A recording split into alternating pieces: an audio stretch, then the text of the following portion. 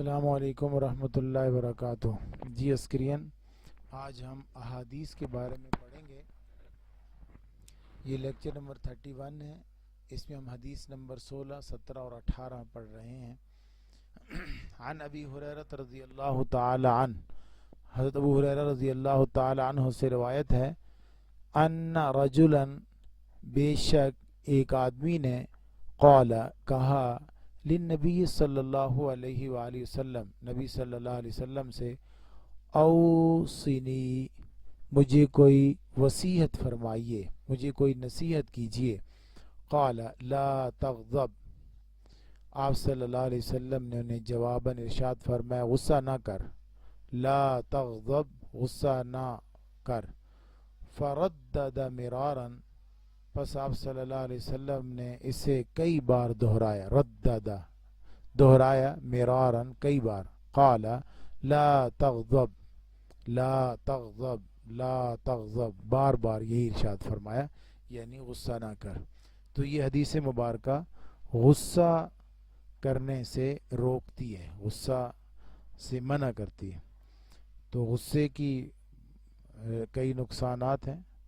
غصہ ایک نفسیاتی حالت ہے جس میں انسان کی روح انتقام اور بری چیزوں کو دور کرنے کے لیے بے چین ہو جاتی ہے، اور اس کی ظاہری نشانی یہ ہے کہ انسان کے چہرے کا رنگ تبدیل ہو جاتا ہے اور انسان کے دل کی حرکت جو ہے وہ تیز ہو جاتی ہے، رگیں پھول جاتی ہیں۔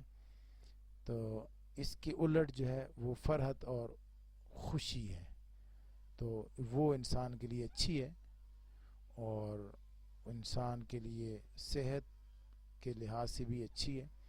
اس لیے آپ صلی اللہ علیہ وسلم نے نقصان دہ چیز یعنی غصے سے منع فرمایا۔ اسی طریقے سے حدیث نمبر 17 ہے، عن ابی یعلا شداد ابن اوس رضی اللہ تعالی عنہ، حضرت ابی یعلا شداد ابن اوس رضی اللہ تعالی عنہ سے روایت ہے، عن رسول اللہ صلی اللہ علیہ وسلم قال، ان اللہ، بے شک اللہ تعالی نے، کتب الاحسان علی کل شیء، ہر چیز پر احسان لکھ دیا ہے، احسان لکھ دیا ہے۔ فَإِذَا قَتَلْتُمْ، پس جب تم کسی چیز کو قتل کرو، فَأَحْسِنُوا الْقِتْلَةَ، تو اچھی طرح قتل کرو۔ وَإِذَا ذَبَحْتُمْ، اور جب تم کسی چیز کو ذبح کرو، فَأَحْسِنُوا الذِّبْحَةَ، اچھی طرح ذبح کرو۔ وَلْيُحَدِّ أَحَدُكُمْ شَفْرَتَهُ، وَلْيُحَدِّ، اور چاہیے کہ تیز کر لے تمہارا کوئی شخص اپنی چھری، ذبح کرنے سے پہلے چھری کو اچھے طریقے سے تیز کر لے۔ وَلْيُرِحْ ذَبِيحَتَهُ، اور چاہیے کہ وہ اپنے ذبیحے کو آرام پہنچائے۔ تو یہاں تیزی کے ساتھ ذبح کرنے کے بارے میں آپ صلی اللہ علیہ وسلم نے ارشاد فرمایا، اور اس کے لیے جو ضروری کام ہے وہ یہ ہے کہ چھری، آلہ ذبح جو ہے جس کے ذریعے سے آپ ذبح کرنے لگے ہیں، وہ تیز ہونا چاہیے۔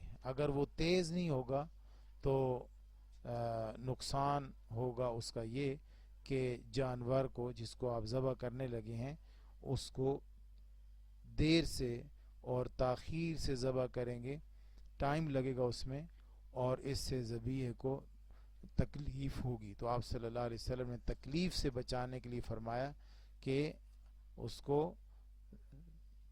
ذبح کرنے والے کو چھری تیز رکھنی چاہیے تاکہ ذبیحے کو اس سے نقصان اور دیر اور تکلیف کم ہو اور جلدی سے اس کی روح قبض ہو جائے۔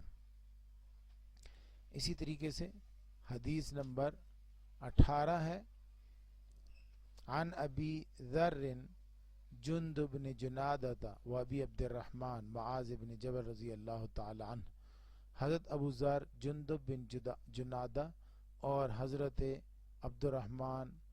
ابو عبد الرحمن معاذ بن جبل دونوں صحابہ ہیں، دونوں سے روایت ہے، فرماتے ہیں کہ رسول اللہ صلی اللہ علیہ وسلم نے فرمایا، اتق اللہ حیث ما کنت، اتق اللہ ڈر اللہ سے، اتق اللہ اللہ سے ڈر،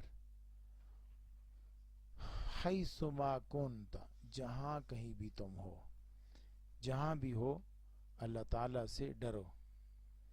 اور فرمایا وَأَتْبِعِ السَّيِّئَةَ الْحَسَنَةَ اور پیچھے لگا دے برائی کے اچھائی کو. اگر کوئی برا کام ہو گیا تو اس کے بعد اچھا کام کر لو. وہ جو اچھا کام ہوگا تمحوہا وہ برائی کے اثرات کو مٹا دے گا. یعنی کہیں گناہ ہو گیا، کسی کے ساتھ زیادتی ہو گئی تو اب اس کے ساتھ بھلائی کر دو، احسان کر دو.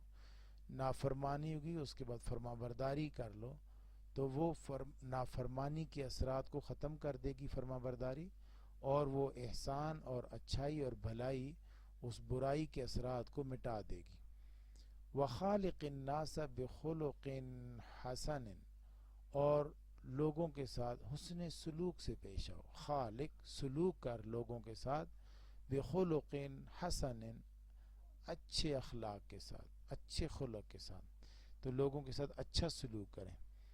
یہ حضور اقدس صلی اللہ علیہ وآلہ وسلم نے نصیحت فرمائی. ایک تو یہ کہ اللہ سے ڈرتے رہو جہاں کہیں بھی ہو، اور دوسرا یہ کہ اگر کوئی گناہ ہو جائے تو اس کے بعد اچھائی کر لو، اچھائی سے اس گناہ کے جو برے اثرات ہیں وہ ختم ہو جائیں گے.